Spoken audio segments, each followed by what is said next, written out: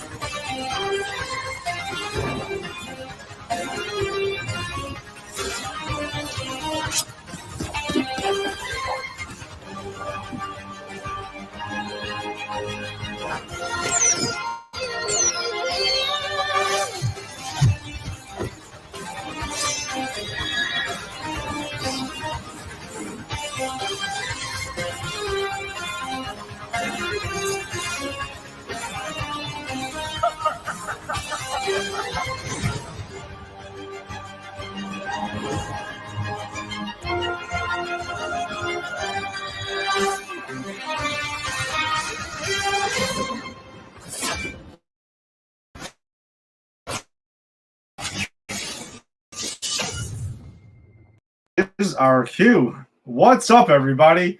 Welcome to a brand new episode of Granny's Peach Tea, episode 158, I believe, for those who are counting. We're back at home appropriately on a Wednesday night, talking a whole lot of X-Men as we have been for a while, and will continue to. Thanks for joining us as always. If you're joining us on the Facebook live stream, if you're joining us on YouTube or X, or wherever you found your audio-only podcast, we always appreciate the support. A lot of stuff to talk about today. We got X-Men 97, episodes 9 and 10. 10 being the finale that dropped actually today. And we did not get a chance to talk about episode 9, so we're going to talk about that as well. And we will continue our movie rewatch of the Fox-era X-Men franchise. And that brings us to the infamous... Well, we will. X-Men The Last Stand, directed by the also infamous Brett Ratner. But before we jump into that... I just want to say that I texted you guys 2 words, you and Rick, after I watched X-Men 3. 3 words, and that was Brett Ratner sucks. And I stand by that text. Yeah, there's no defense, at least for his work here. I mean, we'll get into Brett Ratner a little bit more, but I am Ed, and with me as always is Jason. Jason, what's up? How is your week going? Yeah, week's going all right. Trudging along. It's Wednesday. I figure, all right. So I'm gonna start the show off with. We haven't done this in a while. A little show and tell. I've been saving 2 X-Men figures. One I'll show now. One I'll show later because the other one's ridiculous. But right here, Magneto, but Sir Ian McKellen Magneto. One of my favorites. Okay. Nice. Magneto's joining us tonight. It looks good. It does look like Ian McKellen. It's actually better than the Patrick Stewart Professor X one. Nice. All right. So, actually, a quick congratulations for our buddy Steve Grogan, who had his wedding last Saturday. That's right. That was a hell of a lot of fun. Jason and I got to hang out for a bit outside of a movie theater. And off camera. That's true. Yeah, it doesn't often happen outside of our birthdays. No, it's true, right? Like that's usually kind of like the jam or whatever. But I mean, we're both super busy, but it was definitely a blast, a lot of fun to be had. So I know they're listeners of the show, so congrats to beautiful wedding. To both Grogans now, Steve and Courtney. Yes, so that's right. Lots of good stuff there. And all right, well, let's jump into it then. And I guess before we get rolling here, let's remind everybody that during the broadcast, you can support our page by sending some stars, which are a digital gift that helps us earn money for Pop Culture Pros. that's what we are presented by Pop Culture Pros. So let's come hang out and let's talk about some comic booky stuff, shall we? All right. So send us stars, mutant haters. If you don't send us stars, you hate mutants. You're mutant racist.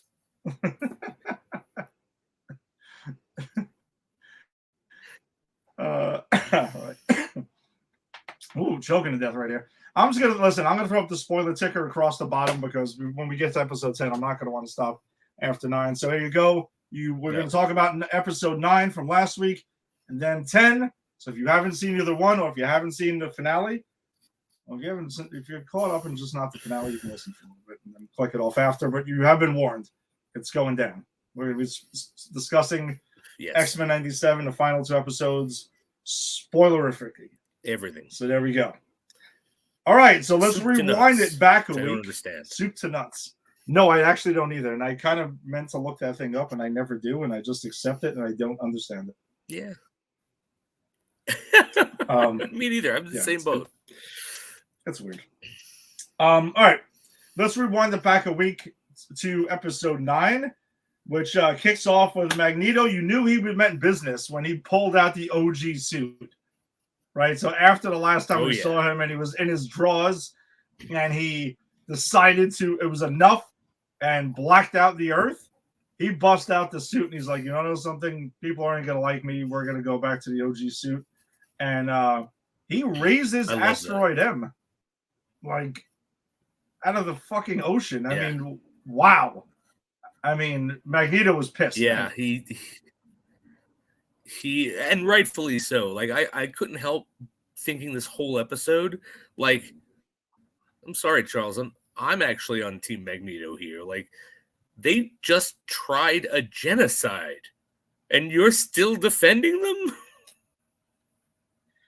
Yeah, and at the end of episode 8, towards that thing where, there's that line, she's like, Magneto was right. Like, he knows us better than Charles ever did before Charles, had the heroic return. So there's a lot of things that make you think in this series, right? Like, there's just not the old, okay, the good guys are always right no matter what, and there's no questioning anything. No, this series really does make you think a lot, man. And boy, I'll save it for when we reflect back on the season as a whole. But man, I really, really appreciated that, especially, being like an older fan watching it now. It wasn't just like totally, one-sided thing.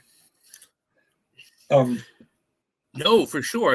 I mean, we're jumping around. So, like, I think one of the most poignant scenes, or a lot of poignant scenes in this episode, is where Magneto comes to X Mansion, and Professor X and the X-Men think he's there for a fight. And Professor X has a great line, like when Magneto says, "I'm not the one you have to convince," and Professor X is like, "The fact that you have a comet hovering over my home tells me differently." But he's not there to fight. He's there to be like, okay, look, I fought alongside you. I led you. Charles was wrong. Who sees this? Come with me. And the fact that we do get a couple of people that go with him, and he does not fight. He's not trying to instigate anything. Like, that really shows, like, yeah, who's really right? The show's not trying to tell us who's right or wrong in that moment. Exactly. And just to, I guess we'll just discuss that scene quickly.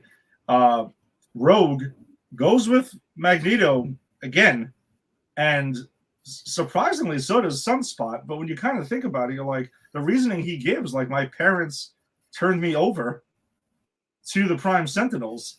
I mean, what the fuck? Yeah.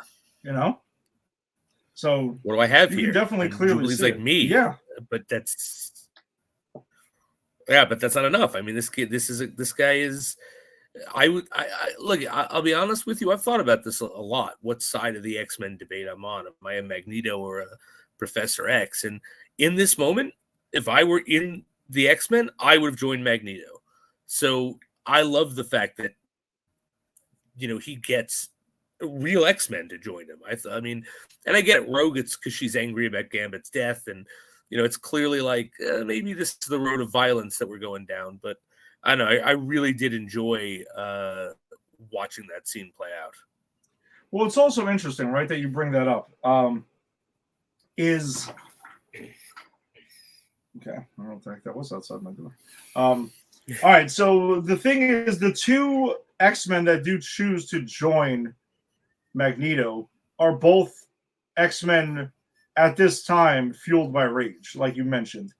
Rogue, Yes, obviously witnessed the whole Genosha event and watched, the love of her life die right in front of her, right? And she chose Gambit, yeah, right? Like that's saving her even life. mentioned. Yeah, that's mentioned there, and she doesn't go with Magneto this time out of like any kind of love. This is strictly about revenge for Gambit. No. Like that's what she's fueled by, and we've seen that the last few episodes where she, she goes ahead and she drops this dude out the window willingly. Didn't know he was a Prime Sentinel at the time, but there is Trask. Like there is a lot in there that's there, and then Sunspot is also kind of like one of these. He's a member of the team that's kind of really new to this thing, and he feels angry because he's betrayed by his family at this point, and he's seeing humanity like, like these. I'm being forced to kind of like hide at this time, right? And I just found out about this whole genocide situation that's going on here. Like, what the fuck? So I can totally understand both of their motivations and being on Team Magneto at this point. Like, there's no questioning any of that whatsoever. Yeah, no, for sure. So if we rewind it a little bit in episode 9, Scott and Charles finally have the conversation, and Jean's like, I'm going to let you guys talk this out because this is something that was coming. And Scott just basically is like, yeah, Charles, what the fuck? Like, what did you think was going to happen? You left the team to him? Like, you knew this was going down, and they have a really interesting conversation because, Scott is basically laying that down. Like, look where we're at right now. Look what the hell's going on. This is, you should have seen this coming. And, like, somehow you didn't. And Charles's rebuttal is, like, actually ties into what Scott and Jean actually were trying to do while Charles was gone in the first episode of the season. Yeah. Where they were trying to have a life and leave the team technically. Like, this was contemplated. So Charles knew kind of like what they were on the same page in a way at that time, which I thought was fascinating. Yeah. For that callback.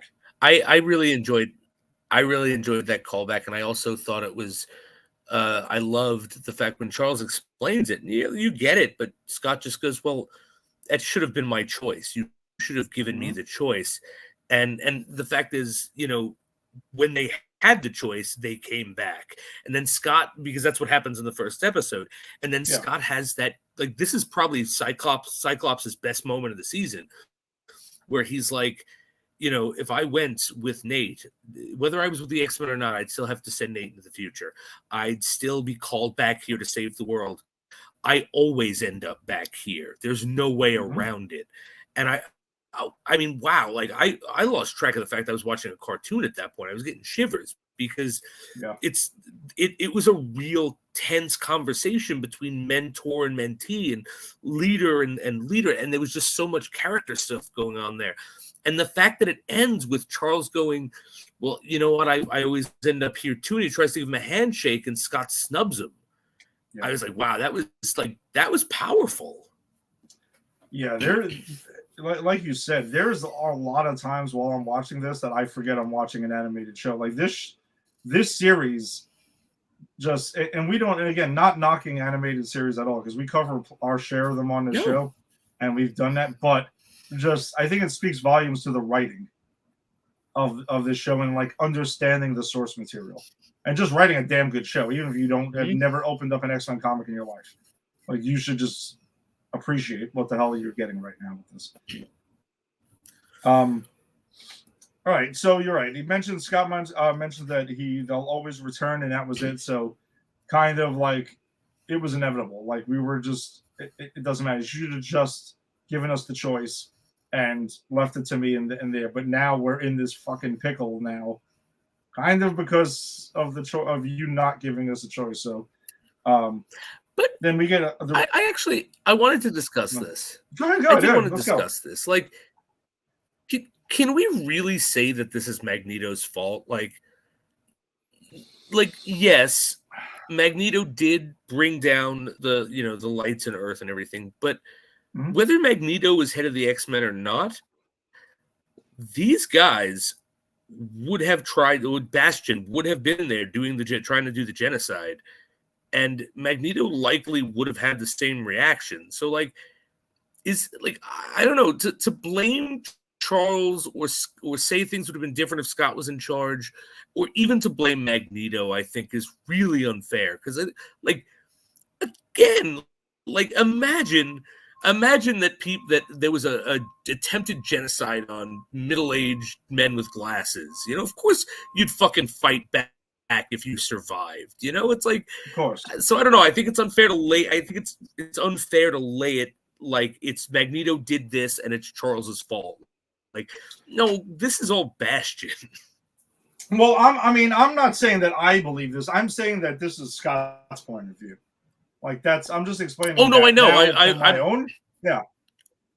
I wasn't arguing yours. I was arguing with Scott. Yeah, my point of view is, I guess let's think about it for a second, right? Magneto was in charge. He went to Genosha. He was chosen to be they wanted him to be the the leader and stuff like that, and kind of like the face of this whole thing. And let's just assume, let's say if we swap out Magneto with Scott, does Scott maybe is his approach differently? Would Scott have suggested something that maybe could have attempted to prevent Genosha?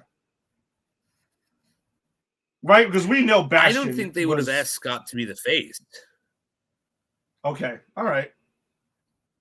Yeah. I think it was Magneto, because Magneto was a former bad guy and now a good guy, and he unites the mutants under the one belief that we all could be one. And he's hella charismatic. Scott has always been the Boy Scout, and I don't think that he would have even been chosen for that. I think it would have wound up going to, like, I don't know who was on that the team there, right? Like Shaw or someone like that. Like, they were on the government. Like, I think it would have wound up going to one of them. Yeah, I don't think there's anything Scott could have done differently to prevent it. Because we know that Bastion was behind the scenes pulling the strings to kind of make this whole thing happen. Yeah. So he was playing chess the entire time, setting everything in motion. So I'm not so sure Scott would have been able to do anything differently, but it is an interesting thing to kind of think about for a minute. Like, is it really fair? But no, I agree with you 100%. It's not really fair to say this is anyone's fault. But Bastion's plan just was really, really good, and a really detailed plan. Yeah. All right, so very good. We get the return of Storm and Forge. They're back. She's got her, X-Men like OG outfit on and everything like that. So she's there, and Forge is there. They embrace his beast, and they're back in the fold now. And then I guess we kind of. Oh, sorry, I had a typo in my notes here. And then at that point, and there's a conversation that happens too, where Charles kind of takes the blame for Magneto's actions. Like, when they're kind of pointing fingers for a minute, Charles is kind of like, I'm the one who put him in charge. Blame me. If you want to blame anyone, blame me. I'm the one who gave him the team and did this whole thing. So, doing what you would expect Charles to do, and just taking it on the chin there for a bit right there. He had good intentions, but, obviously did not work out anywhere where he thought. He did not know that Nimrod was going to have a Bastion and going ahead and pulling the strings here to set this whole thing up. Right. And humanity, and they mentioned in the episode, humanity basically making all of Eric's worst fears come to life, like proving him right time and time again. Yeah. Actually, and Charles does admit that. That was a great Professor X line to President Kelly. Like, he like you said, he goes, this isn't an evil person. This is someone whose worst fears about humanity keeps being proven over and over again. It's like, yeah, like don't forget, he's a Holocaust survivor. And it's funny because I was just thinking about this. In the original run, they don't say he's a Holocaust survivor in the original 90s. Because I remember we discussed that. They had said he was in a refugee camp. They didn't not say it wasn't Nazi Germany, but they didn't say it was. But now it's confirmed. This is like, no, he is a Holocaust survivor. And like, I love the fact that, yes, this is what you would do. Like, I've lived through a genocide. I have lived through these camps. Of course he's going to try to shut this down like that. And again, just the attention to character in for Magneto's character in particular, that was perfect. Yeah, I think the original. I guess that's where one of the big differences between X-Men the animated series and X-Men '97 are, is that I feel like they stayed vague on purpose because they didn't, as much as they did tackle some issues, they kind of kept that one vague. It kind of reminds me of, yeah. I mean, obviously a different level of intent, target audience, but Nightmare on Elm Street, the original series, refers to Freddy Krueger as a filthy child murderer.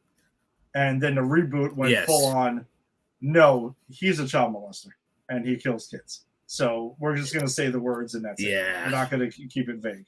That's kind of what this sort of is kind of like. Yeah. And I'm okay with it because honestly, like that 90s one was for kids. And yeah, exactly. I mean, we don't really need to be talking about the Holocaust for kids, like, but now this is for adults. This is for, the kids that it was for back in the 90s. So now we can tackle these themes. Yeah, the show grew up with the fan base, basically. This go around. Mm-hmm. Not that they're not selling a bunch of stuff with it too, but you can see that the target audience is definitely an older demographic here. All right, so Beast and Forge pretty much are like, listen, we got to get this plan going. We got to shut down Bastion, and they have an idea where they want to invent a collar similar to the collar that is a mutant power dampener, and they figure if they can put it on Bastion, they can sever his connection with the Prime Sentinels. And once that technology is shown, Storm is having none of it at that moment and completely destroys it. It's like, no, you're not doing that shit again. Forge, we talked about this. Cut the shit. I thought that was pretty funny. And then, Rogue and Magneto, that's where I got the point where they question him and stuff like that. So we can kind of gloss over that when that scene happens where he shows up to the X-Mansion with the Asteroid M and everything. And you can see Wolverine also, by the way, a quick thing, is jonesing to just fucking have at it with Magneto. Like, he's really had it with his shit. Oh, yeah. And more on that at the end because it definitely there's a slow build up to that throughout this episode. Yeah. No, there's some good foreshadowing because he says the only way things end. There's only one way things end with him. Schnick. And it's like, that's foreshadowing right there. Yeah. And then in this scene, he draws his claws again and he's like, cool. The search came to us. Like, he is just jonesing to fucking he's had it with him already. Like, enough with this. So with the mansion destroyed and everything like that, the X-Men go back to Muir Island, which we actually haven't seen yet in X-Men '97. And there they get their OG like 60s, 70s X-Men suits back, which I thought was pretty fucking cool. Yes. That they did that. Like, Cyclops gets his suit. Jean Grey gets her Marvel Girl suit and everything like that. Wolverine gets the brown suit back, which I thought was cool. Yep. A lot of cool shit. And this is where Scott gives Cable a suit, right? Is more like another one of his more comics accurate suit, and has a nice jab at the Fox X-Men era. Because Cable looks at the suit and is like, am I supposed to go outside in this thing? And he's like, well, what did you expect? Black leather? And I was like, boom! Roasted! Oh, I love that so much. I was like, oh my God, I get that. It's like Captain America, right? And Avengers, like, I get that reference. I got that shit. Exactly. because I am watching these fucking movies at the same time as I'm watching this awesomeness. And man. another call back to the 90s X-Men, specifically like the Jim Lee era. Scott goes ahead and divides the teams into different missions then. He mentions the blue team and the gold team, which we got in that because if you remember back then, the blue team was the Jim Lee X-Men run and the gold team was the Uncanny X-Men. You know, so I thought that was cool because I wasn't even like it wasn't even on my mind. I'm like, that is fucking great. No, that was super cool. I do, although that it does bring up the one and only one problem I have with this episode. All right, I figured we'd break this down. What? Okay, all right. No. Go ahead. Well, I was going to say, let's break this down by mission. So let's follow the gold team first on what they were doing, because they obviously do intertwine. So the gold team's things, they're going after Bastion and the Sentinels. And Jean and Storm, they have a quick, cool conversation where they express their like sisterhood bond right there and stuff like that. So that was really cool because they had another callback to that scene that they had earlier in the season where Jean was talking about how she kind of wishes that her son was born as a mutant and stuff. I mean, a human and stuff, and could be normal. So there was that, but then he engaged in his wild battle with Sentinels and Bastion and fucking Sinister, and Morph joins the battle and turns into the Hulk, and even yells "Morph smash!" and starts fucking chop on the Sentinels. Fucking spectacular, dude. That was so awesome, especially the Morph smash. That was awesome. And Sinister here during their battle offers to tell Jean, like when they were swapped out, like this whole thing you've been pondering for a while now. I have the answers. I can tell you, and obviously screwing with her to try to like distract her here, and also takes control of Cable and mind controls him.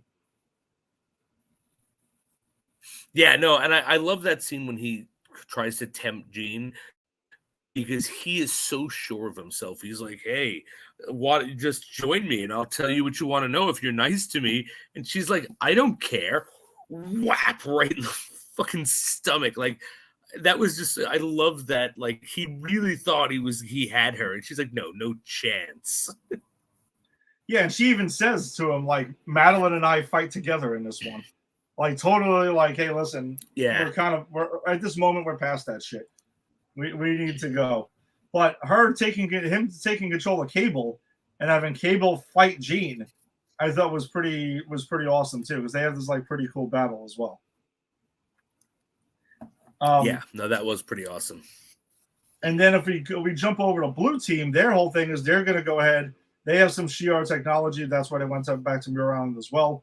And they go to Asteroid M, where they encounter Rogue and Sunspot, who go on the Blackbird, and they find out they're too late, that Nightcrawler teleports them outside from the plane, kind of like lures them in, and then jumps to where Magneto is. So I thought that was pretty cool.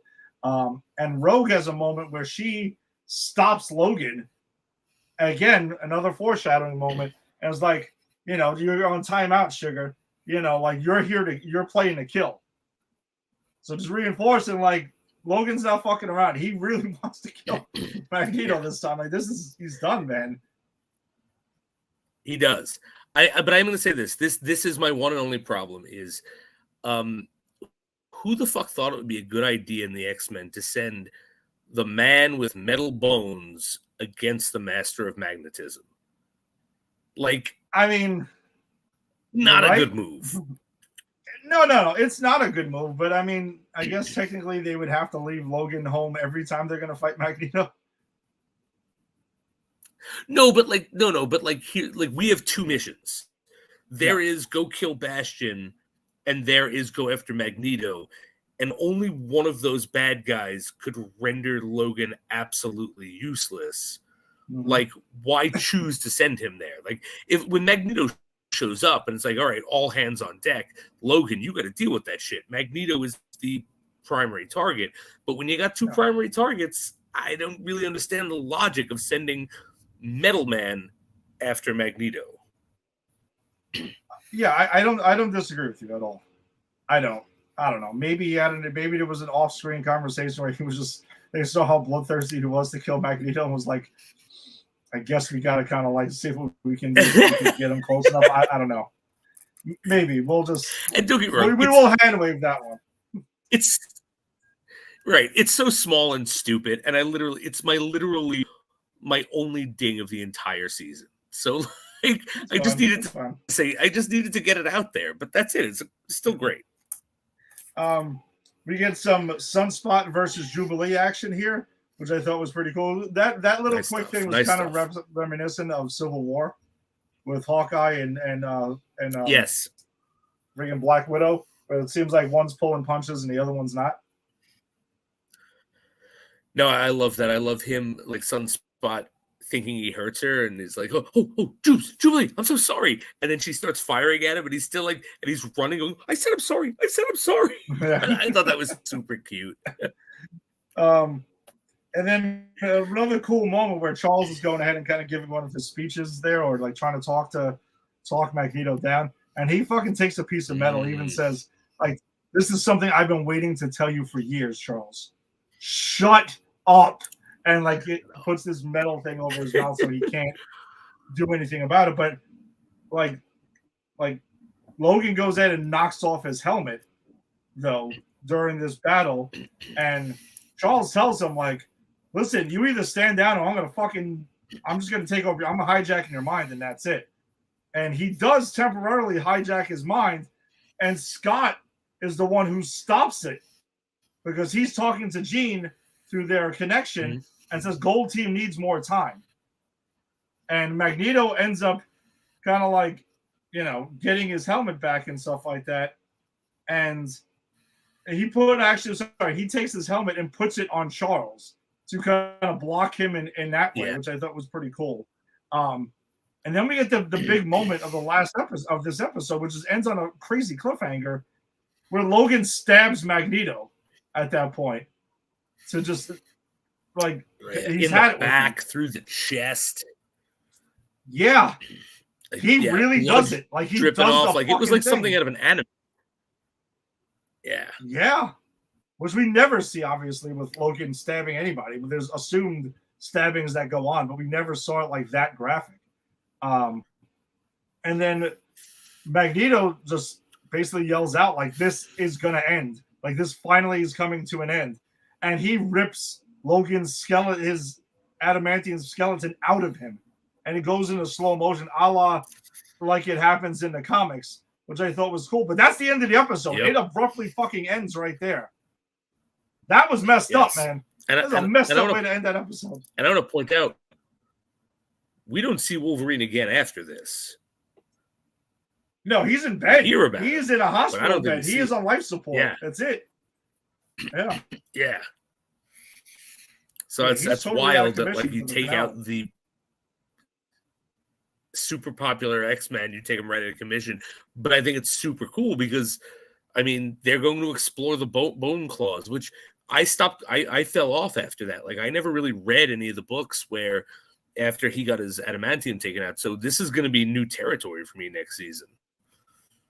Yeah, no, this sets up some pretty cool shit here. And I think it pretty much falls in line with a lot of the season, right? Like, Wolverine is very much a supporting character in this first season.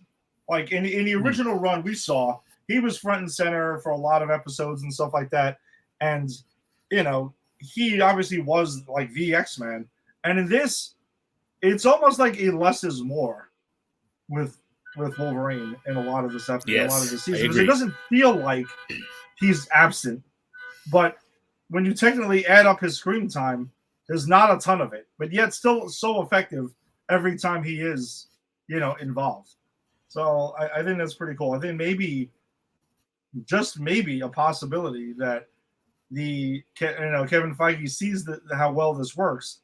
Maybe they choose to go this route in live action. This time, just go around. I mean, I don't know. No, it would be a ballsy move. I will admit that. It would be. So, I don't know. We shall see, since we're still a few years away from that. But I know the stories been going around that they are definitely closing in on hiring the writers for the MCU reboot. So, we see to that. But you had mentioned to me, I think it was before we had went on. So was episode 9 your favorite episode of the season? Yeah, no, this was my favorite episode of the season. It had there was just so many cool things, and I love the Charles Xavier stuff, and there's some great Charles Xavier stuff there. I love, Charles Magneto stuff rather, them together. I love that scene that I could not, like, I had to jump into halfway through the episode where Magneto comes and like talks and recruits some of the X-Men. Like, I don't know, the character moments were just really, really spot on in this episode, and then the fact that it ends with the adamantium skeleton being pulled out, which is just so brutal. And I thought this was my favorite. There was so much going on here that I was like, I can't believe this is a cartoon. Yeah, I think I'm all right. I'm gonna hold off until after episode 10 because there's a couple of them, and I think there's one episode which I think is for me is clearly like the lesser of the 10 episodes, but still not bad. Oh yeah, it's the Mojo episode. Yeah, the Mojo, episode was definitely the lesser of them, but still entertaining. Yeah, it was fun. It was just the fact that it was like 2 half episodes in one, and it felt like they were just trying to get Mojo back in. He really didn't have a purpose, and it was setting up the stuff with Forge. Yeah, I agree. That was clearly the lesser, but still very fun. I still enjoyed it. Yeah. All right, so that brings us to the season finale, which was earlier today. So again, you've been warned. If you've not seen the season finale, come back and check us out another time. But all right, we're going to get into the finale. So the finale picks up with Charles and Magnus in a bar when basically they came out to each other as mutants. Like, that's kind of the moment we're seeing here before it is revealed that this is all in, this is a mindscape thing that Charles is in Eric's mind. And it also was kind of reminiscent of that scene in X-Men First Class for me. Yep. So, yep, I agree. And I think it's clear, like, even though it's a mindscape, this is a memory. This moment happened in their lives. It's just Charles has brought them there because he's trying to weaken Magneto so he can, get what he needs him to do. But I love that moment where, like, they're dancing around it. And again, oh my God, X-Men are so woke. But it's, they're dancing around this thing almost as if, 2 guys in a bar who might be interested in each other. But, you get stomped if you out yourself to the wrong person, which, has been America for decades. I guess not anymore, but it was for a long time. And it's kind of like, hey, I'm giving you a secret nod. And for Charles, it's, I'm projecting in your head. And then Magnus, of course, opens up, and it's like, again, this is allegory going on. Their friend, they, and I'm not saying that they're coded as gay, but that moment is very much, as you said, them coming out to each other. And I think it plays in a very powerful way. And I love the fact that they are stuck in this memory, which is clearly important to Magnus, or to Magneto, rather. Same thing. And most of the episode revolves around the destruction of this memory, or the corruption of this memory, and how Charles has to kind of bring them back on. So I love the opening of this, I guess is what I'm saying. Well, like you said, it's an allegory, right? Like, it is a thing. No one's coding anything. Like, it's an allegory. That's fine. And Charles also pitches his idea basically for the X-Men right here in his dream. Like, do you ever think that they would want to help humanity, people who had these abilities and stuff like that? And Eric's kind of like, everyone's kind of thinks they're the best already. They're not going to do that. Like, they're both revealing their dream and their side of this whole thing. And it was like there from since day one. Yeah. So I thought that was pretty cool that we find out. But yeah, like you mentioned, Charles is asking Magnus to go ahead and restore power to the Earth, and like, enough of this shit. Or he's going to force him to do it. He's going to hijack his mind. And that's where we find out there's a risk that both of their minds could be shattered in this process. So he's got to be super delicate here, and then start to wonder, like, is it worth it? And Charles is prepared to say, I'm going to do whatever it is. If I mean sacrificing myself to save the earth, then so be it. But you're going to stop this shit, but I'm going to try to get you to do it willingly, the best I can, before you force me to do this. So we basically get something where power is restored through this, and it's Bastion also has this little speech here where he's like, isn't it kind of funny that Charles basically has to see my dream come true, in order to like sort of like let this happen, to save the earth. My dream has to kind of like somewhat succeed. And I thought that was interesting. And when power's restored, the amount of cameos that we get are bonkers. And you specifically, my friend, insane. You right up your alley. It's sad that Rick can't be here also, because both of you guys share a love for a few of these characters here, and he's like sick, so get well soon, dude. Feel better, my friend. We get Daredevil here. We do. Captain that was America, awesome. Iron Man, Doctor Strange performing surgery, which I thought was cool. You get some Silver Samurai, Black Panther, Alpha Flight, Psylocke, and last but not least, Cloak and Dagger. Yeah, that was fucking awesome. That was awesome. So, which were you the most excited? We also for? got Reed Richards. I'm going to venture to say, yeah, we did. We got a Reed Richards through later on through Morph. Yeah, but no, it's Cloak and Dagger. Of course, it's Cloak and Dagger. Come on, because that's the one you really didn't see coming at all. No, look, that's what all I want. All I want is an MCU version of Cloak and Dagger before this all stops. And look, this is the closest I've gotten so far. I have an undying love for that team. I don't even know why. I get it. It was anti-drug propaganda in the 80s, but I do. I have such nostalgia for those two, and I'm so happy whenever they show up anywhere. I think you and Rick, if we can get him to come up to New York for Halloween, you and him should be Cloak and Dagger. Yes. Except no one wants to see my fat ass in white spandex. Then so be it, Rick. You're stuck then. So there's also some more cameo. There's another huge cameo later on in there, but we'll get to that in a minute. One that and you specifically have mentioned on the show on numerous occasions. We might be answering the question, but we'll see. So Bastion goes ahead and continues his battle here, but he also is about to kill Cable. Like, that's kind of what he's about to do. And he asks him before this, like, you're relentless, so you have to die in order for this to happen. How many times did you try to stop me? And it's revealed, Sinister forces him to reveal that he went back 200 times to try to save his mother and stop Bastion. That was heartbreaking, my friend. Heartbreaking. Yeah, he's literally, this is his life's work.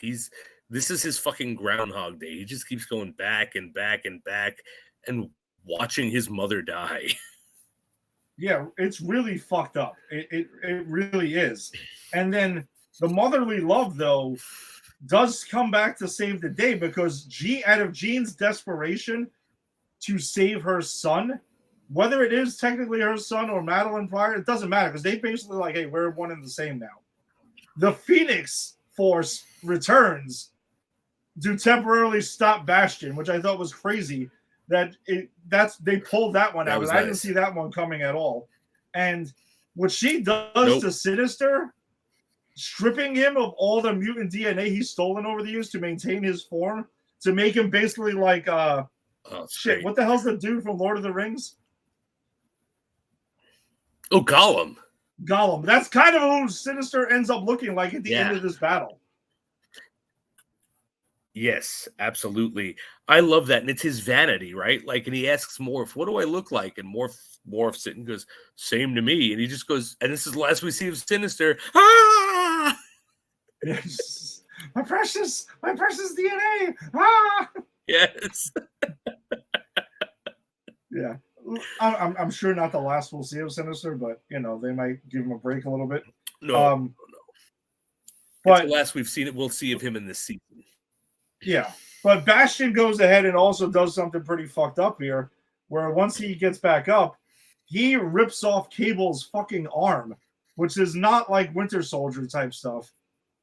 That it is the techno virus, so it is actually his real arm that's here, not just like a prosthetic, and basically merges with it and gains this like body armor and wings and kind of upgrades himself and comes up with this plan and gives this whole speech about how humanity's too good, that the only way he basically turns into Ultron in Age of Ultron. The movie, Yes. not the comic run, because The only way to save humanity is to destroy it. Yes. So he's going to take Asteroid M and slam it into the Earth pretty much and end everything. So, yeah, did your mind go to Ultron immediately or not really? You know what? I didn't, but now that you pointed out, it's like, no, clearly this is definitely an Ultron-like scheme. Because there was just so much going on this episode. It's full speed. This 3-episode arc to wrap up the season was so fucking awesome, and it has a lot going on in it, but not in a bad way. Like they do cover all the details, which is awesome. They juggle it well. So one of the 2 times we see Logan in this finale, he's in his basically on life support, and Scott tells him to not break her heart, to do what you do best and heal. Which I thought was like a pretty wild thing for Scott to actually say. Yeah. Well, it's a nice moment because it's Scott being like, we're family, man. You're like, you're the cousin, the bully cousin I fucking hate who wants to fuck my wife, but like, we're still family, dude. Don't die. Like, that's what that was. Yeah, exactly. And also, he was just like, hey, I'm going to, it was kind of also like, you're tough as fucking nails, too. I love you. Do your fucking thing, man. And there's another motivational tactic for Logan we'll get to in a minute, which kind of somewhat... Which I love that one. Yeah. But Rogue, though, comes flying out of nowhere and fucking punches Bastion while quoting Gambit, saying his name was Gambit. Don't forget it. Pretty sick. Pretty sick. I love seeing Dark Rogue. I love seeing Dark Rogue. Like, I love the fact that they're leaning into her. The fact that, oh yeah, she used to be a bad guy. And there's a lot of this where, actually, no, I'm going to save that thought until we wrap this up and wrap up this segment, because it's a comparison to the movie. So, so the team battles Bastion, and Scott at one point is fighting Bastion, and basically does like, did you ever play Marvel vs. Capcom? And Cyclops' finisher, where he does like the big optic blast. That's exactly what he fucking hits him with. Yes. There's no question in my mind that was an Easter egg for that, which I thought was cool. And Jubilee fries his face at one point. Like, she actually, like, her powers they actually show them hurting someone, which I thought was also a kind of a change of pace there. I mean, he reforms and stuff, very T-1000 style, but still. And that was all. That was also foreshadowed too when in the last episode when Sunspot left and she was holding his card and she charged her hand and it lit on fire and blew away. So they were very cognizant of taking those steps there to be like, okay, let's foreshadow this so it doesn't come out of nowhere. Yeah, because he's even like, what do you do? Hit me with like fireworks or some shit like that? And then a Sentinel shows up. Someone says to her in this episode, What are you gonna do? Kill me with the 4th of July or something like that? Bastion says it in his scene, and she's like, "Yeah. Like I haven't heard that one before." And then a Sentinel shows up, and we find out it's Beast hacking another Sentinel here, and he has the team in there, which I thought was kind of cool. And That's somewhat of a callback for earlier in the season when he does that when they're fighting a bunch of Sentinels. I believe it was like episode 1 or 2 or something like that. And then I guess the next thing we do find out that President Kelly has the Magneto protocols, and it's basically to launch warheads at Asteroid M and a given notice. And they're trying to talk him out of it. Like T'Challa tries to talk him out of it, like through a video chat. And even Steve Rogers is trying to tell him, like, dude, we don't know shit about Asteroid M. You can't just blow this damn thing up on top of the Earth, and we don't know what the hell's going to happen. Yeah. Like, what are you doing here? And he's really, really disappointed once they choose to go that route. And also, like, do you have plastic missiles? Because if you don't, if they're made of metal, odds are Magneto's just going to send them right back down to Earth. Yeah. Pretty fortunate that Magneto actually wasn't conscious during this entire thing. Yes. But they didn't know that, right? Like they were no, they had no idea. Knew that he couldn't fight back, right? No, they had no idea. They were just, this is the Magneto protocols, and that's it. But we also don't know if they technically were what they were made out of metal or not. For the defense of the writers on the show, like, we actually don't know that. They don't. It's never discussed, but I do think it's safe to assume they're regular missiles and stuff like that. Warheads.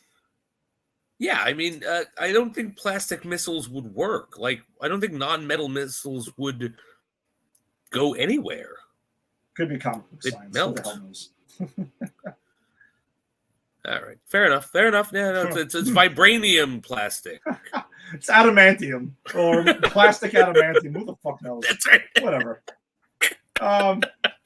So yeah, Charles and Magnus are going ahead and going through this whole thing, and he's in the mind, and they do also find out like there's this big tidal wave of water that kind of represents Magnus's pain in this, and then it starts overflowing here in this, where you can see like he's talking a lot about like his childhood, and he starts reflecting a lot on what really started the origins of his anger, and talks about like launching camps and things like that. So that's why I think we're getting all that pain as the visual representation of Eric's pain here, which I thought was pretty sick as well.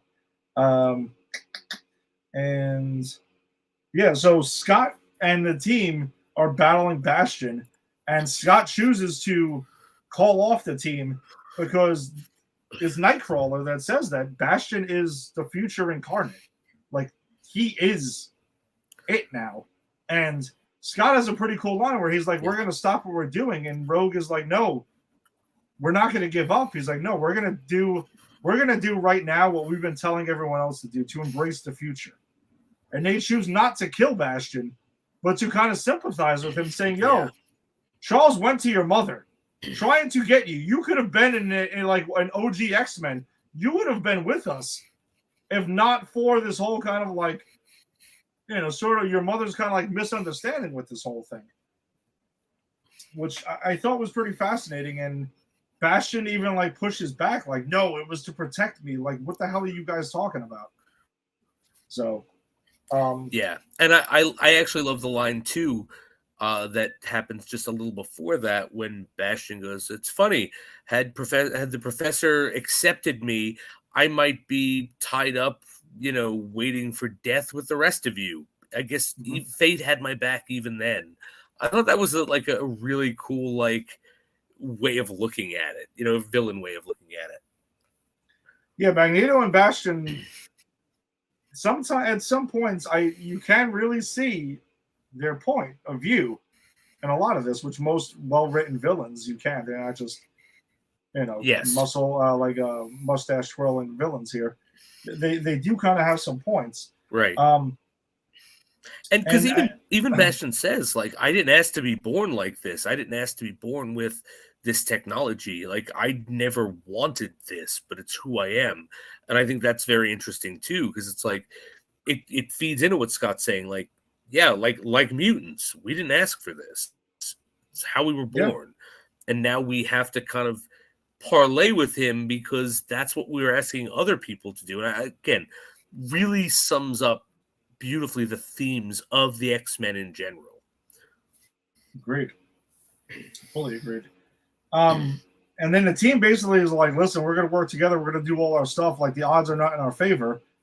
And Rogue does say, like, hey, the cards are always in the favor of the X-Men. Like, kind of like nodding back to Gambit again, which I thought was pretty cool too. But in that moment, Jean and Scott use their psychic link to say goodbye to Cable. Like, they're kind of assuming that they're going to die here, and they want to say goodbye to their son. And Cable's response to this, I thought, was really interesting, because he kind of like talks about the legend of the X-Men in his time. And he's like, when I used to hear these tales, it used to piss me off because I should have been a part of them. I should have never been sent to the future. Yeah. Like, he kind of carries this guilt with him about it, which I thought was fascinating. And I also love Scott, where he says, I promised myself I wouldn't make the same mistake my father did, and that's what I did. And Cable goes, what? And he goes, he never said goodbye. I thought that was a beautiful moment. And Cable goes, so it's that kind of fight. It's that kind of conversation. They're like, yep. And I don't know. Just it's subtle, but it's these great character moments.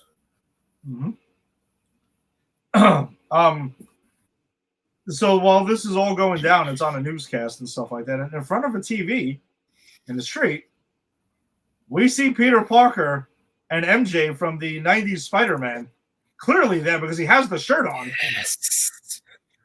So, and I believe it's Flash Thompson that's walking by in the back as well, if I'm correct. Guys, so he found MJ. I need this. This will resolve some trauma. I need to know that MJ survived and how she survived. Guys, come on, give me the. If you're listening, Marvel, which you're not, but if you were, give me the reboot of the 90s Spider-Man, please. Give us that gift. But is it giving you any satisfaction that you find out that yes, he did find MJ over time? Yes, it does. It does give me satisfaction, but now I need to know where she was. I agree. We do need to know more. I have a little closure. You're right. A little bit of closure. You're right. So I have closure. I can't complain. If that's all I get, it's fine. I know she's safe. But now I really want to know what the fuck happened to her. Where was she this whole time? I'm going to be honest with you. At this point, I'm going to be very surprised if we don't get a reboot of that thing. Just of how wildly popular X-Men 97 is. Yeah. I think we're there already. Then we do get the other scene with Logan here where Morph, basically knowing that they're going to kind of like, they're accepting their fate right now, where Morph turns into Jean, and because he says, like, Jean can't say it, but I can. Morphs into Jean and is like, tells Logan that he, says, I love you to Logan.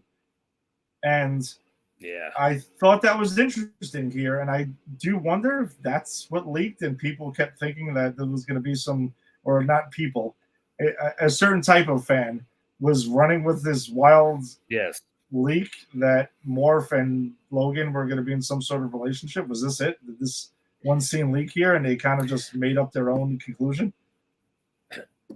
I mean, maybe. I mean, and although there was a moment in the last episode where Rogue refers to Morph as them. So maybe really, I totally the missed fact it. that Rogue says when Rogue is going through her reasons for joining Magneto, she says Morph was part of the team for like 30 minutes before we left them to the wolves. So I think that small bit leaked with the fact that he tells Logan he loves him. Oh my god, I can't watch this. This ain't my X-Men. I didn't grow up with this X-Men, this gay X-Men stuff. So stupid. All right, so Magneto goes ahead and like Charles gets him to remember basically like clearly who he is And I'm like that. And that's what he says his full name. He goes, Eric Magnus Lencher. And like, he went by another name. Can you remember what he was here to do? And that's when he remembers everything. And then he kind of gains his consciousness back and yells out, Magneto lives, and goes ahead and saves the Earth by basically getting Asteroid M. So he stops Asteroid M from crashing into the fucking Earth. So as much as he was the villain, an immense villain not too long ago, he does redeem himself in the finale by saving the fucking Earth after he declared war on humanity. Right, absolutely. Well, I think, the thing is, all three of them, right? We talked about everyone who joined him was because of rage. Well, he's doing what he's doing because of rage, and they all three of them kind of get brought back into the fold. Like, Jubilee's a bit more playful, but she winds up getting saved by Sunspot because they like each other. They're not enemies. And Rogue, of course, is part of them. And now Magneto gets to have that moment too, because realistically, I think we haven't seen this for a long time in the X-Men franchise. Like, we're getting farther and farther away from Magneto being a villain and way closer to him being an anti-hero who kind of has some good points. And so that it kind of brings him back to that in this. Well, also because I think he does also realize, I'm going to murder all the mutants as well. Like, all life on Earth is going to die if this happens. Yes. So, my whole spiel is not this. My plan is not to end all types of living beings on the planet Earth. Like that was never been my intention, dude. So, but Asteroid M kind of vanishes then, and then it's a quick fast forward. There's a time jump to 6 months later. And we see Bishop arrive in the mansion, and he finds Forge with a whole board of pictures of the X-Men, all presumed to be dead. Yep. And Bishop has a great line here because he's even like, listen, we're going to be friends in the future. We're not there yet. And thankfully, this isn't the first time we've done the X-Men are dead. So I think he's got to find them throughout time, which I thought was a great thing. He's like, they're lost in time. So I thought that was cool. But then we see... And he's so casual. We'll find them. Yeah, we're good. We got this. I've seen what happens here. I mean, come on. But in the future, dude. And then first thing we see is 3000 BC, where Rogue, Kurt, Beast, and Charles and Eric are in Egypt, and they encounter, which is obviously like a young Apocalypse. Yeah, it is. It is. Here we go. He's back. Everything. Of course. So good. And then in 3960 AD, where Scott and Jean are there, and they encounter a young Nathan with Mother Escani, which is here, and they have their little there's a little tribe here that they have.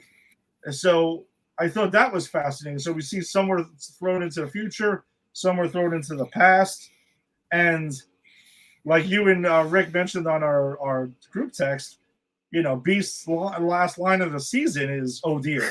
Yeah. Oh dear. And if that wasn't clear enough for you, then in the post-credit scene, which is really a mid-credit scene, it's not like a post. Apocalypse is there in present-day Genosha, and is confirmed that he's found out what's gone on here, and is not too thrilled about it either. So and it just says to be continued. So and we all knew season 2 was coming. Yeah, of course. No. We've got a couple seasons of this because this is really good and it's popular, and I also think Marvel is trying to beef up their animation, because something that people always say is, man, I wish Marvel had the animation library like DC had, because DC kills that, and I think this is their way of trying to sort of get in on the animation game, and it's working. I agree. I mean, What If I really enjoyed, but X-Men 97, for as much as I like What If, this is this kills it. leaps and bounds. This Yeah, is fantastic. This absolutely kills it. If anything, it raises the bar for what season 3 of What If needs to bring. If this is the kind of level of Yes. awesomeness we can get from Marvel Studios in the animation department as well. So we talked I agree. earlier. I think what if was a good show, but it was kind of like we're going to give you a cartoon What If in the MCU, right? Like, so it's a What If from the Marvel movies, but this is literally like, we're going to give you runs of X-Men comics in serialized format for 10 episodes. And that's what it was originally, and they're just stepping it up even further. So it's like, this is where I want, like, What If's fun. I like it. I wish they would do a What If from the comics where they did all crazy shit in the comics, but I get like that's not something that everyone would appreciate. But I think this is the way to go. Just go give us forget the MCU, make it a animated series multiverse, and give us just animated runs written as if they were movies or live action television shows for adults in animation form. I think that is how Marvel like blows DC out of the water, even in their animation, if they do that. Yeah. So all right, we talked about it earlier. So we, 2 thumbs, 3 thumbs up, whatever you want to do. Beast style 4, Fantastic. however you want to go about it. Loved X-Men 97. It was better than I could have possibly imagined it was going to be. It was so awesome. And I will say it, as much as I adore X-Men the animated series, this is better. One season in, this is better. I don't know if it's because I'm older now and this is speaking to me a bit more, but I enjoyed this more. Yeah, not knocking course. X-Men the animated series at all. No, but outside it's of season audience, 5, right? season X-Men 5 the animated. not. Season 5 doesn't exist. All right, it's out of the family. But the X-Men animated series was for us then. We were kids, right? Mm-hmm. So it was giving us a great cartoon for kids, and it was great for what it was, and it held up. We reviewed it, but this is for adults, so obviously it's being taken up a notch. So I don't think there's any way to say that this isn't better than the original, just because of their amping up of the themes for adults and the fact that they've switched their audience. They could have easily went, all right, we're going to write this for kids again, but they went, no, that's not who's going to watch it. And it was a brilliant move, and I think that's why it's superior to the original, just because it's meant for adults.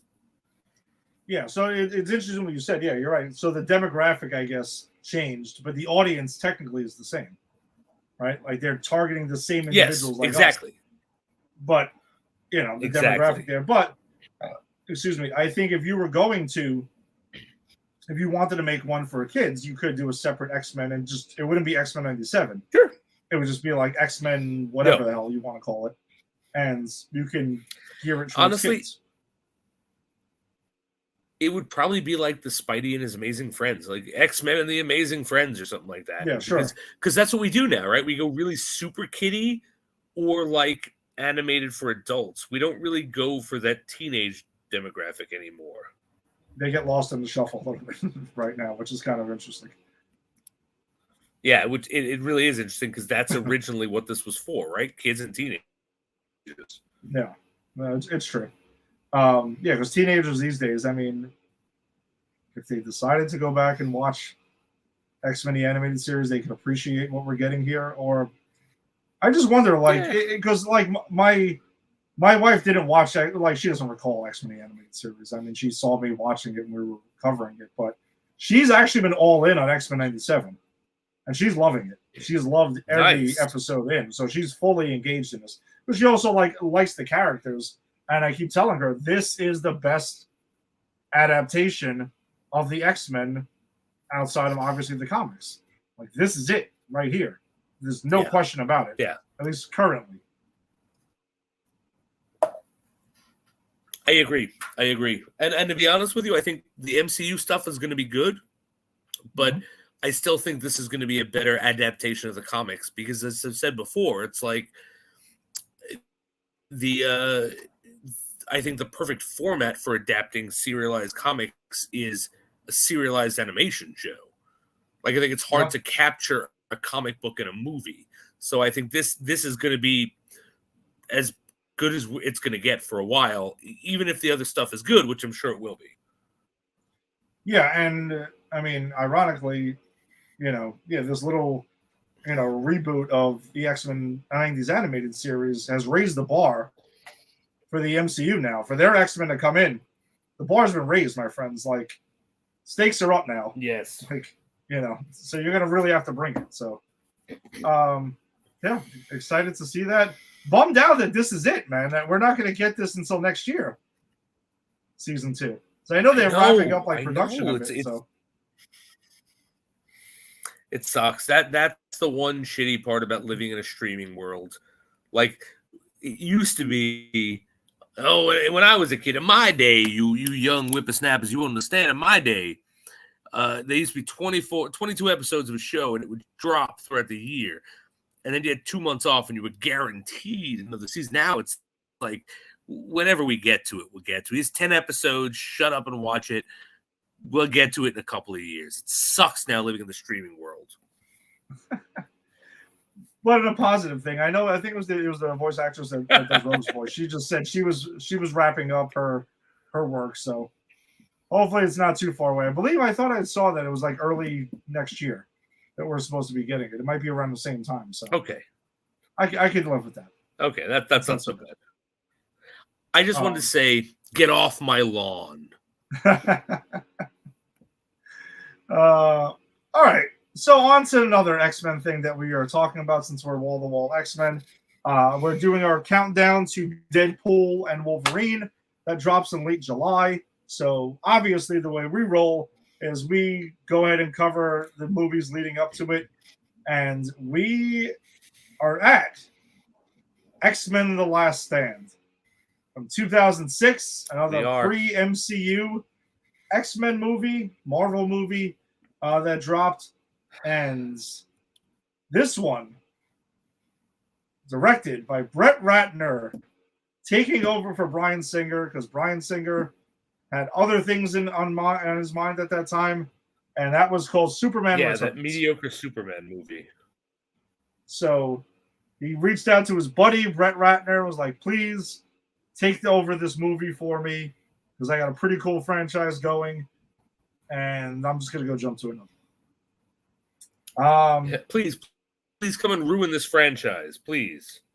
Did not work out for either party, I would say. Safe to say? Both movies suffered tremendously from this? I think that's safe to say. Because both of these, that Superman movie was all right. We talked about it. This movie was better than this. This worked out for no one. Yeah. Yes, it was. It was absolutely better than this. It's no secret. This movie sucks. It's garbage. It's a shit movie. There's a lot of bizarre choices that are made in this, and I think overall it's shown through that there's a huge not understanding of the characters that are involved in this. Thank you. And of the franchise itself. Right? Like, is that what pisses you off about this thing the most? Yes. There's two things that piss me off about this movie. One, they don't understand the fucking characters they're writing for. And two, they're trying to give me 6 different X-Men runs in an hour and 45 minutes. And it's like, choose something. I don't care what you choose. Choose something. But they don't. It's like, we're going to do Dark Phoenix, but it's not Dark Phoenix, because what's the Phoenix Force? Fuck you. We're not going to say it. But Angel's here. And we're going to do the whole thing where we're going to take away mutant powers. But the Juggernaut's here. And this, and that, and the other thing. And it's like, if you edited this, if you actually just focused on one plot and edited this movie, it would be 20 minutes. So, I'll start off by saying let's touch on the Phoenix choice here. We both, when we did X2 the last X-Men United last week, we both agreed that they were obviously rushing to set up the Phoenix for this movie, right? They were dying. They were jonesing to do it. They were there. They, the lighting up of the eyes, the whole Phoenix at the end of X-Men United in the water, and they thought that was cute. But then in this movie, they just, and I know we've used this joke a lot, but I don't care. It's still a good one, and it works for this movie. Jean has come back somehow. Because they don't explain how or why or anything about this. This is the explanation, all right? And it's shit, but this is the explanation. Charles says her powers, I guess, wouldn't let her die. It protected her from the water and saved her. Put her in a cocoon. So that's how she lived. Yeah, put her in a cocoon. But then there's this whole oh, by the by, this is the third installment of this. We've never discussed this, but Jean has an alter ego. It's kind of like she's got multiple personality syndrome, and the other one hates everything or doesn't. Who knows? It's nebulous. Deal with that now. And it's like, but that's why did we see the Phoenix then? What the fuck does the Phoenix in X2 have to do with this? Nothing. Absolutely nothing.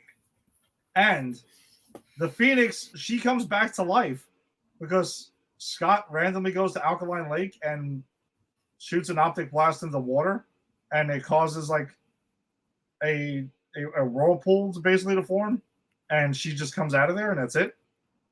And she kills him in 2 seconds by kissing him. It's for no reason.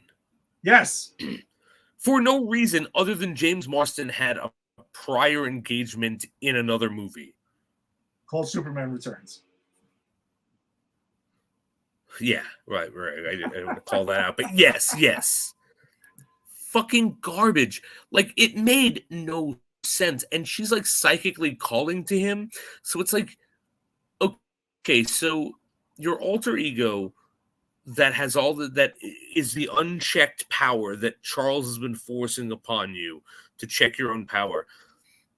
It wants to kill your friends? That doesn't make any sense. Why would you why would you lure Scott there to resurrect you and then murder him? It never gets explained. And then suddenly she's in the mansion, and then she's down. She is dying to get it on with Logan. That scene. Yes. Where is this all coming from? And again, this goes back to what you and I were discussing in the first two. Neither of us ever bought that love triangle. No. But it was a small, weak moment in otherwise fantastic movies. Mm-hmm. It is now a big, weak moment in a shitty movie, and I have a problem with it because you're right. Where does this come from? Yeah, it's just there's the motivation of the whole, and let's just say this too. They decided to blow past the Phoenix and just go straight to Dark Phoenix. Can't have Dark Phoenix without having Phoenix. Yes. That's kind of a thing. But there's no Phoenix. There's nothing. It's just. But that's what I'm saying. This is them. They couldn't help themselves. They had to get to Dark Phoenix, so they decided to blow past everything completely unearned, and they just had to do it. You had to, and it's one of the biggest problems with this movie that I have, and yeah, it's pretty brutal. And then she gets recruited by Magneto's side just because Magneto's like, all right, I'm going to kind of let you be who you want to be, and that's it. That's it. She instantly is like, Magneto. Her motivations and everything, her entire character is like, what the fuck? And by the way, let's just say it since we're jumping around with this because it's on my list of shit. She kills Charles. fuck out At least of here. temporarily. Get the fuck those out of here. films. That was terrible. I mean, whatever. Yeah, it's all temporary, whatever. But still, like, okay, so in the first 10 minutes, we're gonna murder James Marsden for no reason and never explain it. And then in the first 45 minutes, we're gonna take Patrick Stewart, the second best actor in this movie, out. Mm-hmm. Why? Yeah. Why? Oh, and it makes absolutely no sense. And there's also other things that happen in this movie where Mystique, who has been an awesome part of the first two movies, let's depower her in the first half of the movie as well. And we see her one time in Rebecca Romaine Stamos form over there. She's just ratting out Eric. Like, so let me just get this thing again about not understanding characters. Let's depower Mystique, who takes a bullet for Magneto. Magneto's just gonna leave her there just because she lost her abilities. No, I'm with you. No. That is the no.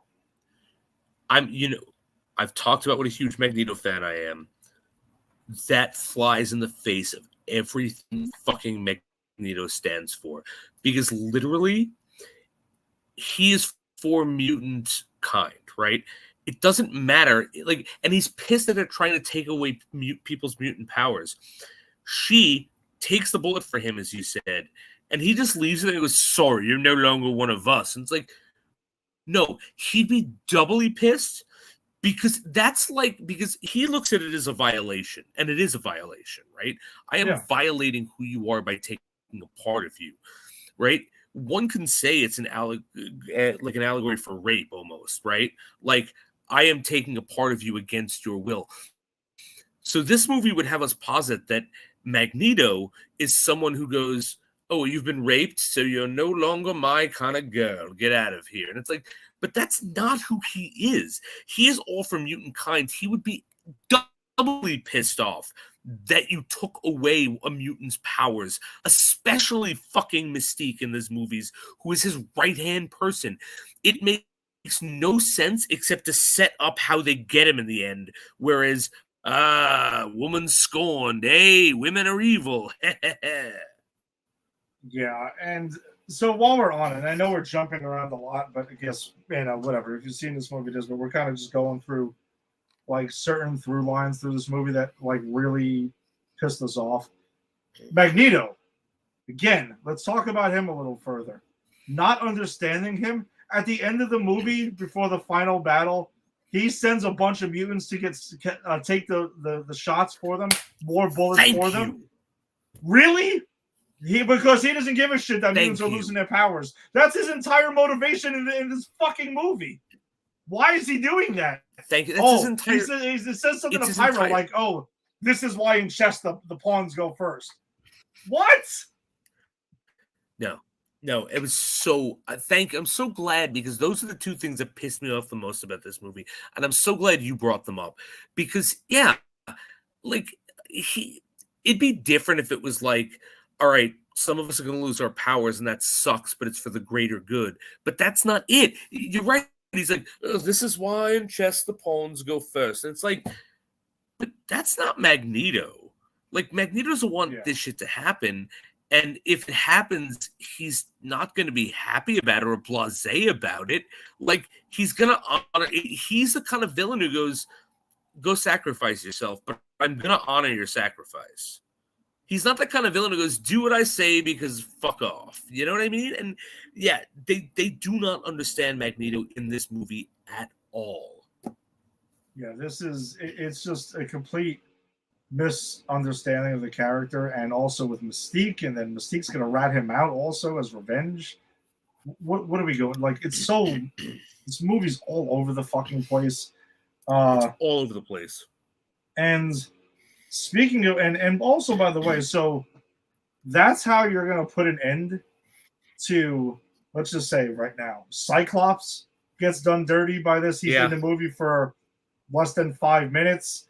Mystique, also barely in this movie. That's how you're going to end her character's arc. Magneto gets the shot in the end, and that's how you're going to, well, we know that's not really what happened, but, I mean, Yeah, Again, I mean, he comes back at the end, but still. Perceptively, which, by the way, that also happens inexplicably. That never gets mentioned ever again, and why that happens. Well, I mean, I guess that was setting up the fourth one in this amazing franchise, which Brett Ratner murdered.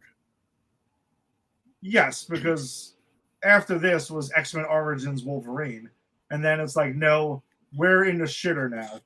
We have to reboot. Let's get First Class rolling. Let's get Matthew Vaughn and all of that, but we'll save that for a couple of weeks from now. Yeah, the de-aged Charles and Eric look weird, but I'll just forgive that for the technology at the time. Like, this was and I don't care about that. Yeah, it's not that much of a big detail, especially when we got the shit that we're talking about. Cool shit is we do get to see the Danger Room finally in this franchise and a Sentinel head. Yep. That was kind of cool. That is cool. Kelsey Grammer as Beast is cool. Good shit, even though we acknowledged last week they totally had no plans for this because Hank McCoy appears on the TV in X-Men 2 as a totally different person and a human. No plans. But, like, I don't even care about that. I actually think Beast is the best part about this. Like, one of the reasons this movie sucks is because it brings almost nothing new to the table that matters. Beast is the exception to that because, like, Kelsey Grammer as Beast is fucking perfect. And I think part of why I hate this movie so much is because Kelsey Grammer his Beast deserved to be in a good X-Men movie. Not this. Yeah, I mean, thankfully for him, he did briefly get to be in Days of Future Past, right? Like, he does have a cameo. But I know, not proper. It's not proper. Yeah, I mean, he gets a cameo and it's nice, and he gets a cameo in the Marvels, and that's nice. But, like, I don't know, man. This is like Alan Cumming Nightcrawler level performance, in my opinion. And Alan Cumming Nightcrawler got to be in an amazing fucking X-Men movie. And Kelsey Grammer's Beast, and I love Beast. I think Beast is top 10 X-Men for me. Maybe top 5. I have to reevaluate. But the fact that this is his movie, like, this is the movie he stars in, not cameos, and fucking stars in. And it's like, come on, what a waste of fucking talent and potential. Fully agreed. Fully agree with you. We also get Boulevard Trask in this movie, but played by Bill Duke, who would later on be played by Peter Dinklage. I love Bill Duke. Again, I don't even care about that. That's just, it's recasting. What is Bill Duke in? That's a guy. That's one of those guys who's been in everything, and I can't tell you what I know him from. You know him in Predator. You know him. He was in Commando. That's where I know him from. Yep. Okay, this is where I remember him from now. Those are the first two that pop out. He's in a lot of stuff. No, Bill Duke was in a lot of shit, man. He was in a lot. Action Jackson, he was in also. A lot of, like, 80s action movies and stuff like that. Yes, Action Jackson. Menace to Society, he was in also. So, deep cover, a lot of good stuff there for Bill Duke. Okay, so the other notes I had here too, Moira McTaggart is introduced in a brief video. Like, a character that important, and it's just haphazardly like, oh yeah, stew. But look, like, to be honest though, is that any different than Angel? Angel is a founding fucking X-Men. Like, he's one of X-Men legacy, and you literally could cut his scenes out and it would make no difference to this movie. Oh no, it makes absolutely no difference to this movie at all. Like, he's just there. It was just like, hey, this is the last one. It's the last stand. Who haven't we used yet? Right. Line them up. Let's just get them out there. Fuck it. And that's that. Leech is in this movie, but as a small child who is the one who's blood they're drawing to make the cure. Okay. The Morlocks are randomly in this movie, mostly nameless. Yeah, which, again, like, This movie, have you ever heard of the fable of the dog with two bones? Yes. Yes, I have. Right? That's this movie. It's like, ooh, we could do Dark Phoenix. Ooh, we could do they're trying to kill mutants. Ooh, we could do the Morlocks. Ooh, I want to do them all. And then drops the bone, and you got fucking nothing. You got shit stew in this movie. Like, these are 3 different movies. The Morlocks are their own fucking movie, not nameless chess pieces for Magneto. Yeah, it's just yikes. Speaking of which, not understanding character, we get Vinnie Jones, the great Vinnie Jones. I will add. Love Vinnie Jones. As Juggernaut, he's fantastic, but not in this movie. Who should excite me, but no, because let's see. This movie thinks Juggernaut's a mutant, and he's not Charles's brother. Yes, that's problem 1. And he has a helmet that is just there to protect his head, because when he gets momentum, he can't be stopped. That's problem 3. What? This is Juggernaut. And don't forget, he says to a 15-year-old girl, you know who I am? I'm the Juggernaut, bitch. Because that was a fun YouTube video, which I adore. I love the Juggernaut video. If you haven't seen that, go Google or go type into YouTube the Juggernaut bitch, and it is hilarious. And it was hot at this time. And they're like, ooh, you know what would be funny? And let's put the line in the movie. It wasn't. It was cringe. It was awful. And again, like, I think every one of these 3 X-Men movies takes a beloved character, a beloved villain, and destroys them, right? First one, the unforgivable sin was Sabretooth.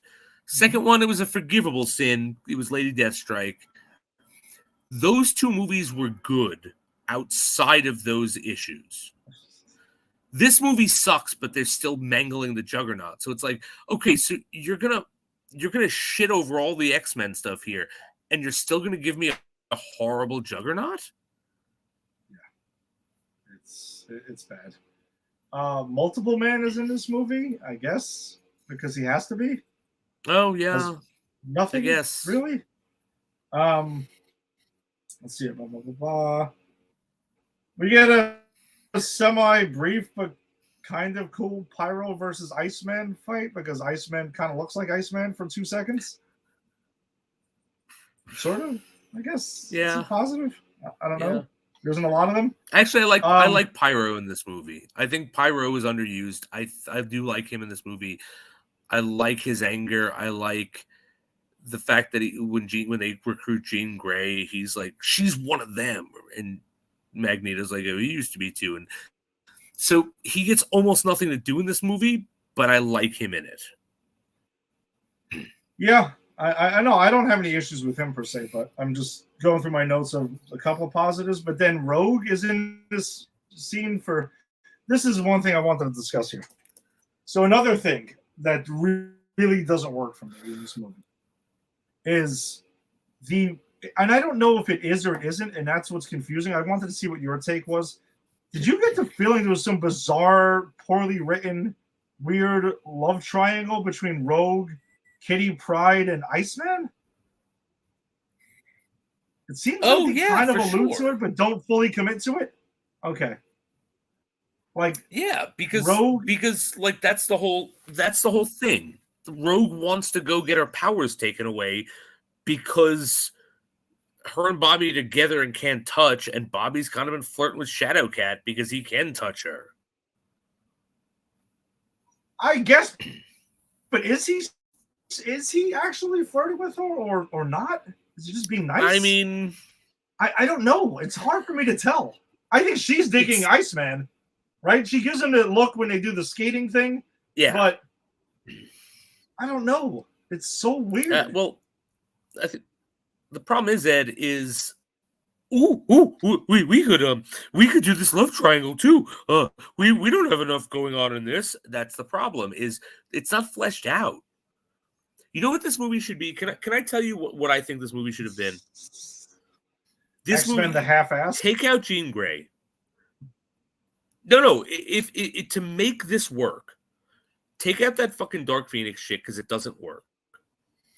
Mhm. Give me Rogue being tempted to get her powers taken away because Bobby is legitimately flirting with Shadowcat, and it's very apparent that, oh my god, you can't sustain a relationship when you can't touch each other.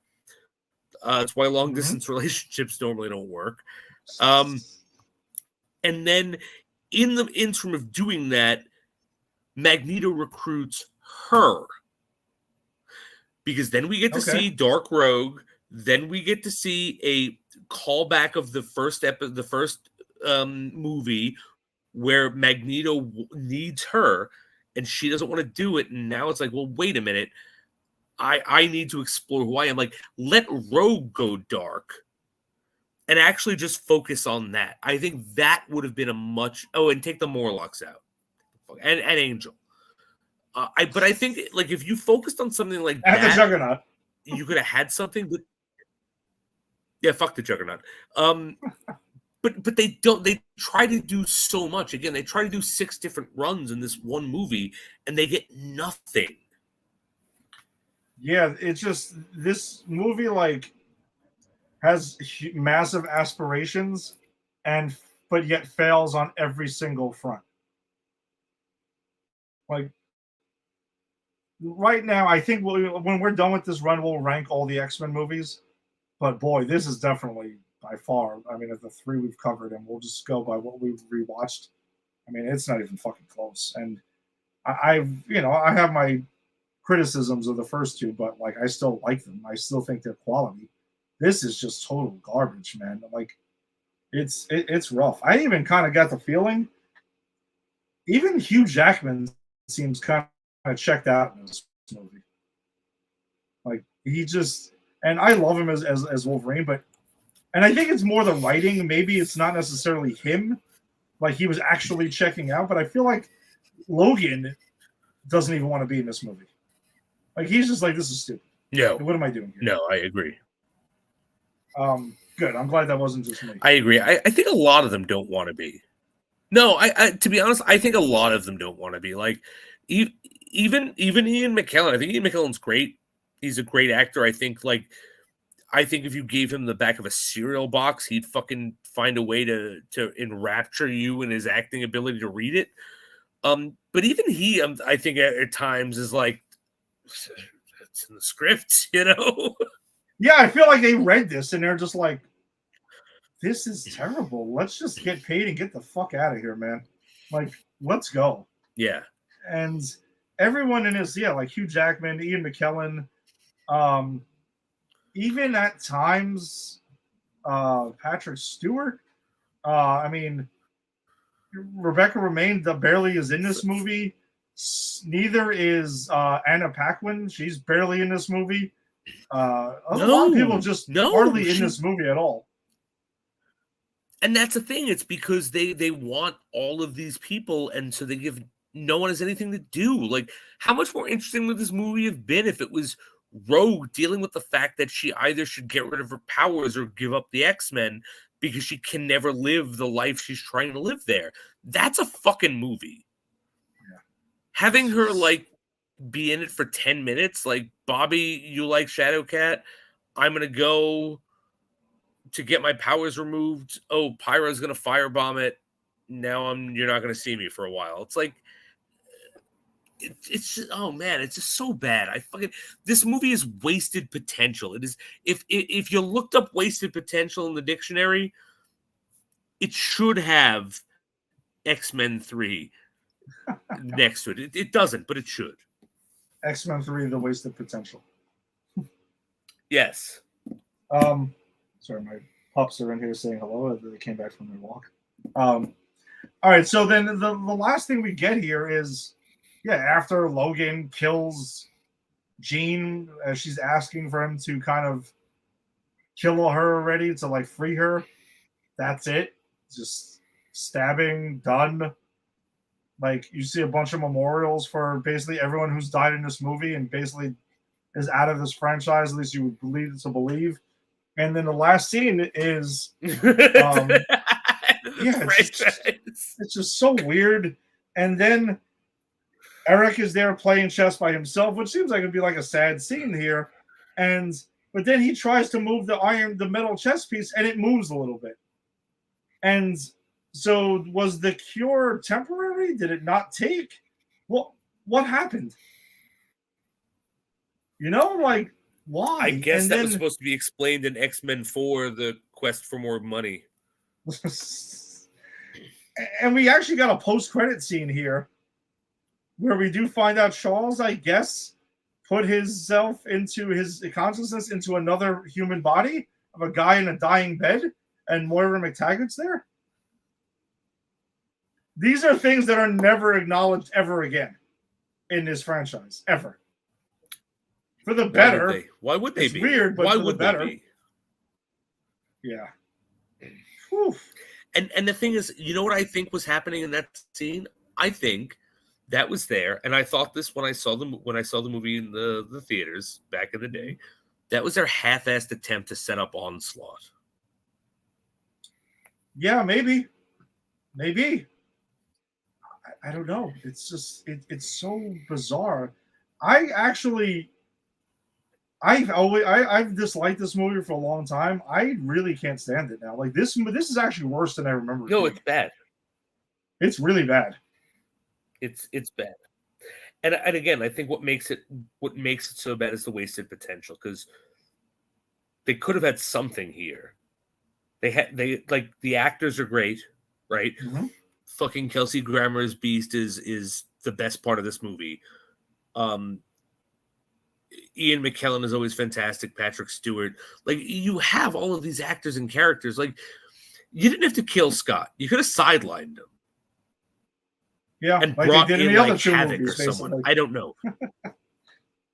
Right, exactly. But no, it's like they went, what choices could we make that are the worst possible choices we can make? And then that's what they fucking doubled down on. Yeah, this is it's pretty. Is it a movie? It's a movie though, right? It's a movie. Yeah, I can't say it's an experience. It's a movie. It's not a good movie, and it's not a cohesive movie, but it is a movie. The hard-hitting questions. The hard-hitting questions. Speaking of hard-hitting questions, okay, I have to bring this up, and I want feedback from our audience, and I want you to think about this. We don't have to talk about it now. We can talk about it later. But okay, how Jewish is Magneto? Oh, that's right. Like, we did chat about this. We did.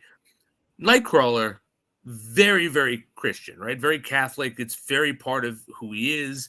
He's a fucking minister, the rosaries, all that stuff. Great.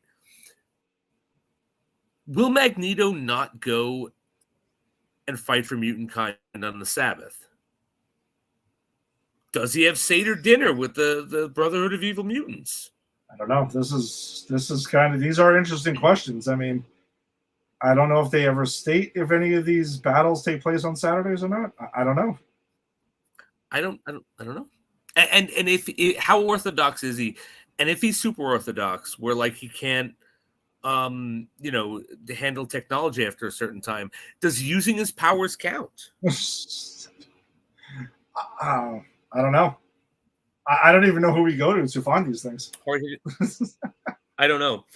I wonder if there is a super religious rabbi who's also a huge X-Men fan who can help us out on this. I had to look up, by the way. I had to look up on IMDb Brett Ratner. Okay? Because I looked it up too, but please, what does he got? Let's listen. All right. Obviously, he has the turd burger that is X-Men: The Last Stand. Let's see. I have seen a fair amount of his movies, and honestly, I actually never bothered with the Rush Hour movies, even though I've heard that they're pretty good. So I've never have either. Unfair. I just remember Rick, and I wish he was here to tell me if I'm remembering this correctly. Rick once summed that movie up as I'm black and you're Chinese. Sounds about a Rick Like, review. that was his summary of that movie. You're probably right. I'm going to say that's probably the exact quote.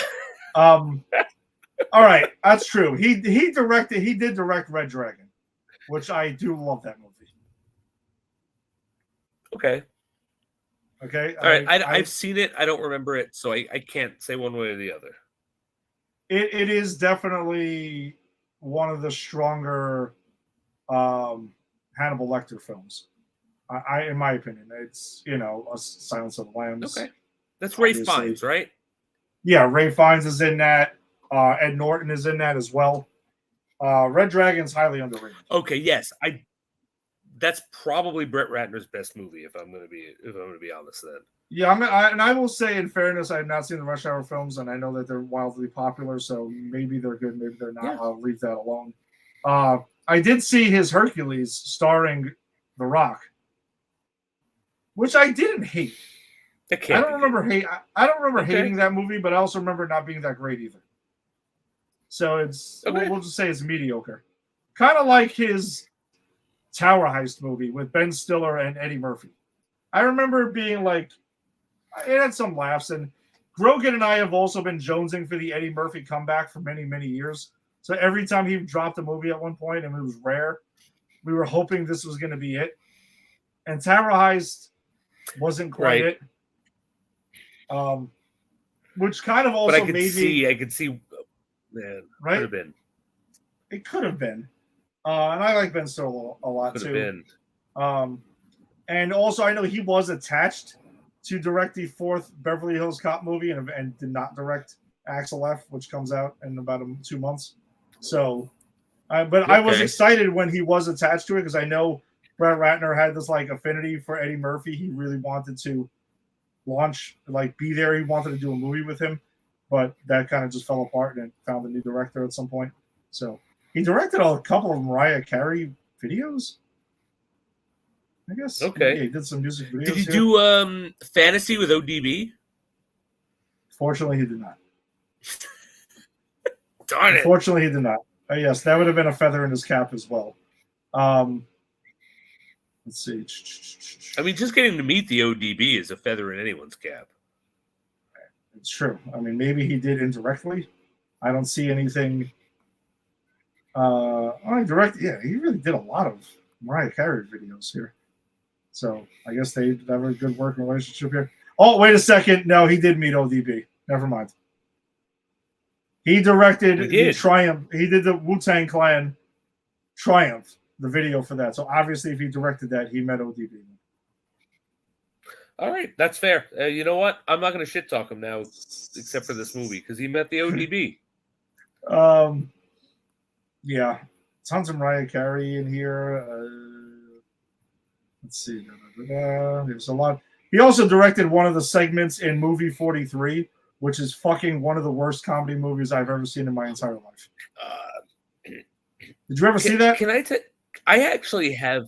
No, multiple times. Multiple times. But here's the thing. I have never seen the American version, which is different than the European, the Asian version. First time I saw it, I was at a friend's house. We were getting drunk, they were getting stoned, and they put it on it, and it was the European version. All of the sketches are the same, but it's like this weird thing about how these two brothers are trying to find the video 42, whatever the fuck it is, that movie's called again, and it leads them to the end of the world. So I saw that for the first time, and then I heard about the American version. I never saw it because I didn't think it was a great movie. But then when I was on my honeymoon in Japan, I could not sleep. And Reg was asleep, and I flipping through cable. And what do I come across? One of the few things in English is movie 43, whatever it is. And I'm like, and again, it's not the American version because I'm not an American. I'm like, well, it's the only thing I understand. I guess I'll watch it till I fall asleep. I mean, I've been there in Italy and in Germany. I would find something that at least was somewhat in English that I can comprehend, and I would use that to watch it while I was trying to fall asleep in the hotel room. So I get it. And in Italy, they have like an American crime channel, American crime drama channel, which was all. I think they think that's all we watch. We're just like all CSI or everything like 24/7. Not saying that they're probably not wrong on a lot of it because there's a lot of those shows, but still. No, a lot of people do. Well, either way, I digress. Brett Ratner, he's done some real shit, but we'll forgive him for some parts, even though he totally destroyed this era of the X-Men. But not for this movie. This you had it. It's like being given gold to go. Like, here's gold. Go smelt that into better gold, and you come back with copper.